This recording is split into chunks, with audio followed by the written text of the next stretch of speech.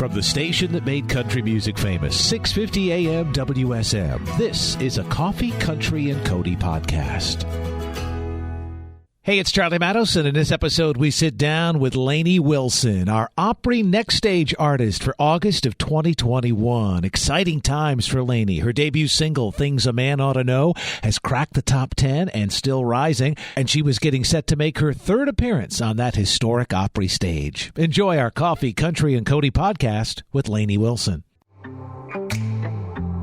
We are here at my house in Nashville. My house tends to be the house that everybody wants to kind of come hang out at, spend a whole lot of time around the kitchen table. I get the question a lot, is Lainey's accent real or is it effective? Oh, I know. Yeah. And I'm like, no, that's real. It's real. Yeah.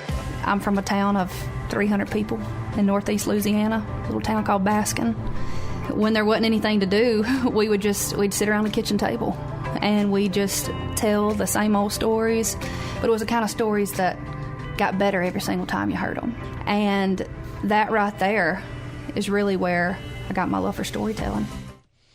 Welcome, Opry NextStage artist, August 2021, Lainey Wilson. What an intro. And your debut was Valentine's Day 2020. Yes, and man. And then you shut down the Grand Ole Opry I did. right after that. Yep, we ended it with a bang. Yeah, no, never in a million years did we think, my gosh, a few weeks after that, the whole world would be shut down. But I'll tell you what, for me, that was a good way to end it. For people who saw that promo on Circled and heard the audio on radio, that was Ashley McBride. That was my girl, Ashley. A longtime McBride. friend of yours? Longtime friend of mine. Honestly, she's just one of those people who has just kind of taken me under her wing and just been so good to me. And I mean, full of great advice, wisdom. Ashley McBride, she is just as kind as she is talented. And she just wants to help me any way that she can. And it's nice to have people like that in your corner. So who was the first famous person you met when you got to Nashville? Because you got a great backstory on loading up the trailer, and you won't tell that because there are people who are hearing this for the first time. Yes. How you arrived in town. Yes. Yep. So 2011, I bought a Flagstaff bumper pull camper trailer, and I hauled it to Nashville, and I lived in it for the first 3 years I was here. I was known as the camper trailer girl. So, could Charlie and I borrow it to go on Route 66? You don't, trust me, you don't want to borrow it. Charlie wants to take a road trip on Route 66 and stay in campgrounds and wigwam hotels and motels. I'm fine just taking the Fiat. Yeah, okay. Look, man, you don't want mine. The floor is rotting in. I actually don't have it anymore, but I know who has it. So, but we could probably afford it. There is that. You might could. You might could. I mean, I don't know. We'll see. So, from those humble beginnings, who do you meet first? Who do you run into? What was was it at a gas station? Was it actually a business appointment? Oh my gosh, man. Over dinner somewhere at a restaurant? Famous person, let me think. So Jerry Cupid was the guy who let me live in his studio parking lot for free in my camper. Yeah, I certainly know and Jerry. Jerry, I mean, he was from Baskin, my hometown of 300 people. He moved to Nashville, back in the late 70s, and my grandfather had actually given him about $300 to help him move to town and get started. So I saw people come in and out of Jerry's studio, Ken Mellons. I love me some Jukebox Junkie. The old Jukebox Junkie, yeah. That was red hot when I first got to town. I think that's what it have to be, is seeing people come in and out of his studio while I was living out in his yard. And what were you doing to support yourself? So I was traveling back and forth to Louisiana, playing shows. I've always been able to make my ends meet, playing shows. And thank goodness I was getting to live there for free. I mean, I was just bumming water, Wi-Fi, electricity, and I was going to college online. And I'll tell you what, it was some hard days, but I wouldn't trade it for nothing. I'm curious, what were you majoring in? General studies. I like Don't that. ask me what I could do with that. I didn't want to go to school anyway, but dang it, I did it. And who did you online with? ULM, University of Louisiana at Monroe. Yeah. Yep. Now, Monroe's close to where you grew up. Was that the big city? That's the big city. Like if you want to go to the mall, you want to go to Chick-fil-A, you go to Monroe. You go to town. You go to Monroe. That's How it. far? About 30 miles north.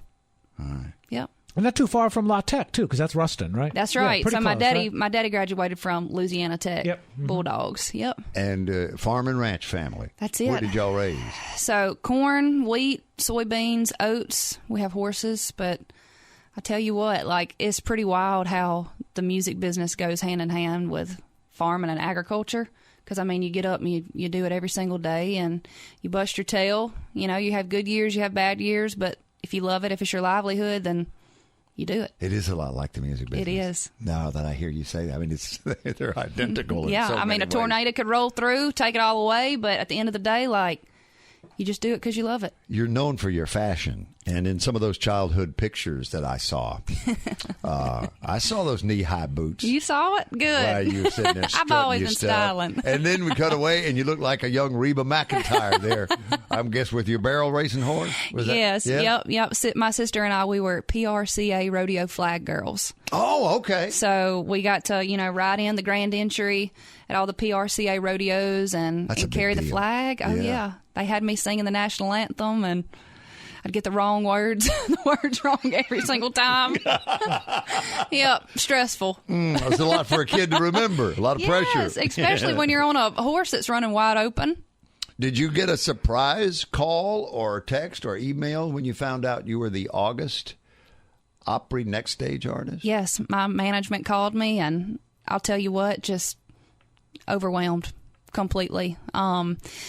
It was a big deal for me to have my debut on Valentine's Day of 2020, and then this right here was just like, wow. I mean, literally a year and some change later, I have this title, and it's mind-blowing and overwhelming, and I'll tell you what, the Opry's just been so good to me from the beginning, and really and truly, like, this is where it all started for me. When I was 9 years old and my parents took me to the Opry, that was one of the moments in my life where I was like, this is it. This is what I've got to do. So it's all just kind of like full circle, just crazy moments for me that I've, dreamed about.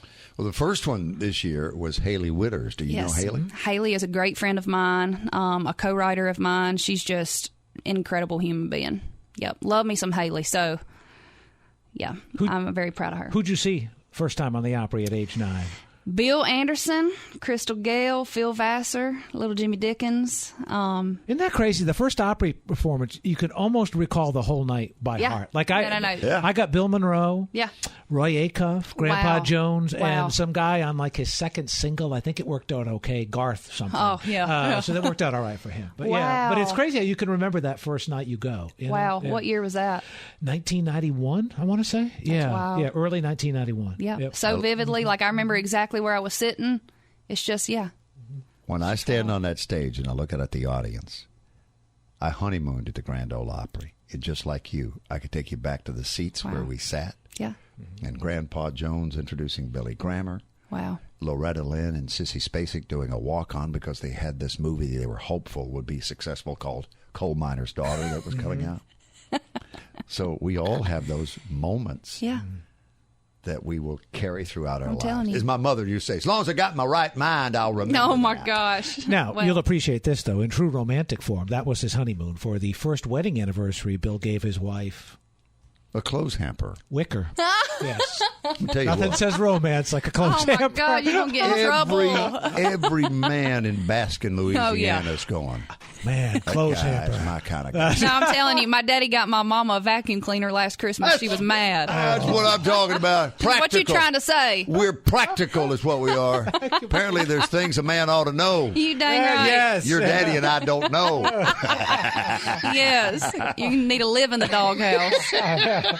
Set it up for us. We're going to watch the music video on Circle and of Yes. course, people hearing it all over the world on WSM Radio. Absolutely. So this is my single, Things a Man Ought to Know. So proud of the song. And what inspired it? oh, my What gosh. all of a sudden were you all the sitting around things when that y'all don't know? Wicker clothes hampers and vacuum cleaners. No, really and truly. I mean, we got to talking about my raising, and we got to talking about like all the things my parents taught me growing up, because I did grow up on a farm, but it's not just about that kind of stuff. This is about, being a good person. It's about treating people the way that you want to be treated.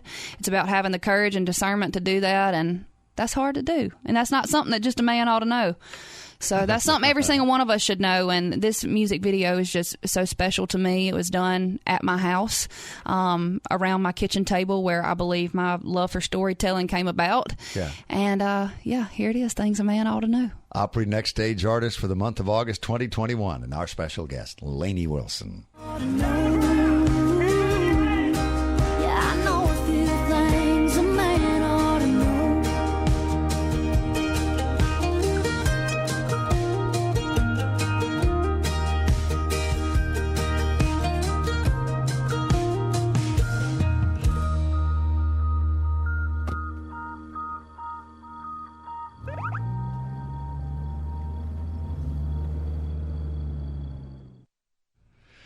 There's Lainey Wilson on Coffee, Country, and Cody from 6:50 a.m. WSN. We're just all sitting here looking, watching. I'm not watching myself. It's weird. Was that you and Larry Gatlin holding up the liquor store or what? I was Rudy. Rudy Hard to Gatlin. Tell with the mask over exactly, your head. Yes. Yeah. Larry's out in the car. He's the getaway driver. In case something goes terribly wrong. Exactly. He can take off. He's the last. Yeah. First one out. Yes. You're the last man standing. There's things Smart a man ought to man. know. Right. We're headed to a break with our Opry NextStage artist. Charlie, you got time to run the Tuesday night Opry lineup? Terrific lineup. Riders in the Sky, Lainey Wilson, Mark Wills, Daly, and Vincent. Second half will be Jeannie Seeley, Hall of Famer Ricky Skaggs, Craig Morgan, and our friends the Isaacs will wrap it up on a Tuesday night. And they got a brand new album coming out, and we'll tell you more about that too. Take a break. We'll come back. Lainey's going to play live for us. Coffee, Country, and Cody. Lainey, I want to tell you this story. You'll appreciate this call. As you come from small town Louisiana, Baskin, you said population 300. This morning, as we were getting started in the 5 o'clock hour, there was a gentleman standing outside the Magnolia Lobby studio window here at the Gaylord Opryland Resort and Convention Center. And he looked through the window and he said, San Antonio, because that's where I was before I came here. Okay. 27 plus years ago. Mm-hmm. So I got a break and I went outside. And his name, we had not met, his name was Gary Craig, and he remembered listening to me there, and he just happened by. He's here with the beef cattle folks who are conventioning in Nashville. So it was a farm and ranch girl. You can appreciate that. Wow. And so I went outside and started talking, and one thing led to another. He's with Stay Tight 50, which is a fencing company. Wow. With San Antonio Steel. He's their business development manager. And he said, I used to be the mayor of Jourdanton, Texas, where we had Jourdanton Days. And I hired one of your old colleagues at KKYX, Jerry King, who's in the Radio Hall of Fame, to judge the fiddle contest. And then we hired this band to play one of the smaller stages because they weren't big enough to play the big stage at Jourdanton, Texas Days. They played the Fire Hall. And that was George Strait and the Ace in the Hole Band. Oh, my God, So as a small-town Louisiana girl dreaming dreams, it's hard to remember a time when you think that George Strait would have been dreaming dreams. Yeah, I guess you all got to start somewhere. Yeah. Huh? Yeah, but you forget that George Strait started somewhere, People used to come by and they'd say, oh, yeah, he played our wedding reception. Oh, my gosh. It was before it was just the Ace in the Hole Band. Yeah. And he was the lead singer. It wasn't George Strait, the Ace. It was just the Ace in the Hole Band. When you got the Ace in the Hole Band, you got George Strait. Mm. So I thought you'd appreciate that. That is so story, cool, man. And that the audience and folks who are watching us in that part of the world smiling and remembering their connection to King George. Well, you're going to play and sing live for us. And Rolling Stone, I think, from your album. Yep. Saying What I'm Thinking. That's right. the name of the album. Yep. So give us a backstory on what So you're gonna play. this song right here is really it's a part of my story. I had a childhood sweetheart. We dated for 7 years, and but I always knew that I wanted to be in Nashville. I knew I wasn't going to stay in Baskin, and I felt like I was just being held back a little bit, and was like, you know what, I got to go. So had to cut him loose. How did he take it? Not good. Is he still in Baskin? Yep, he's still in Baskin, and I just felt like, you know what, like. Is he still waiting? He is not waiting. He's married to one of my friends now. It's great.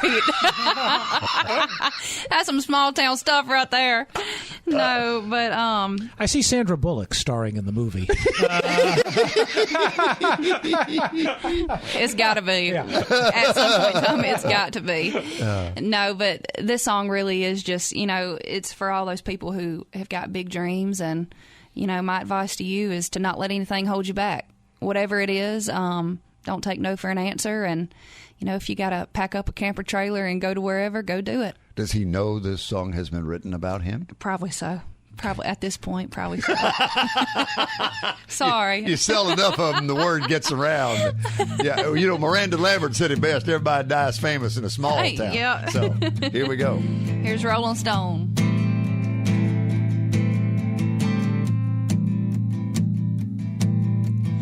Waking up here in your arms, I feel like a queen in your king-size bed.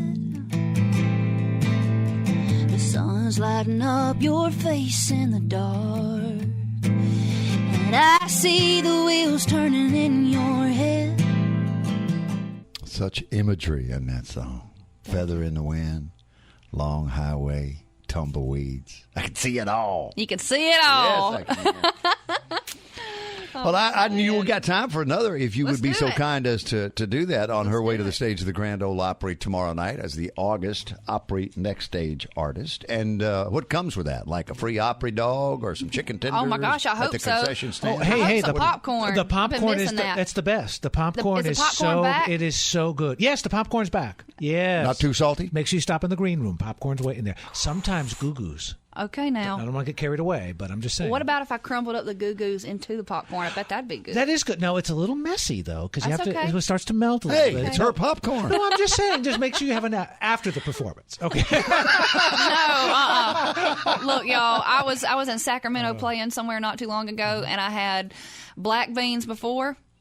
And I got on stage, and I thought I killed it. I walked off stage, and I smiled in the mirror at myself like, girl, you just did it. And I had a black bean on my front tooth. Yeah, it looked like I was missing a tooth. Come in there, hee-haw. Yeah. So you talked earlier about going to Monroe as a little girl. That was the big city. That was it, Who the did big you go city. see in concert first? My first concert was Tim McGraw. Because, Tim McGraw grew up in Stark, Louisiana, which is, right down the road from me. My step-grandmother actually used to babysit him. Get out. So, yeah. Isn't that something? I have not met Tim just yet.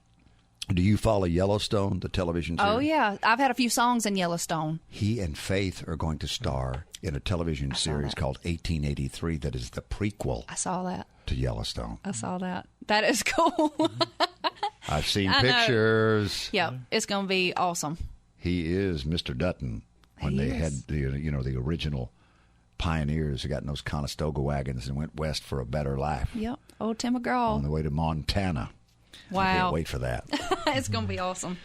Opry NextStage artist playing the Opry tomorrow night. Lainey Wilson on Coffee, Country, and Cody. The new album, Saying What I'm Thinking, and, of course, Things a Man Ought to Know, which we featured just a little bit ago. Thank you so much. Thank y'all for having me. It's always a pleasure. You know it. Who gave up and got it wrong? If you really love a woman, you don't let her go. Yeah, I know a few things a man ought to know. Thanks for listening to our Coffee, Country, and Cody podcast. Our program director at WSM Radio is J. Patrick Tittle. Our digital producer is Haley Hall. Marketing and promotions director is Amanda Cannon. And I'm Charlie Matos. If you like what you've heard, make sure you subscribe so you never miss an episode. And leave us a review on iTunes. It really does help new people find the show.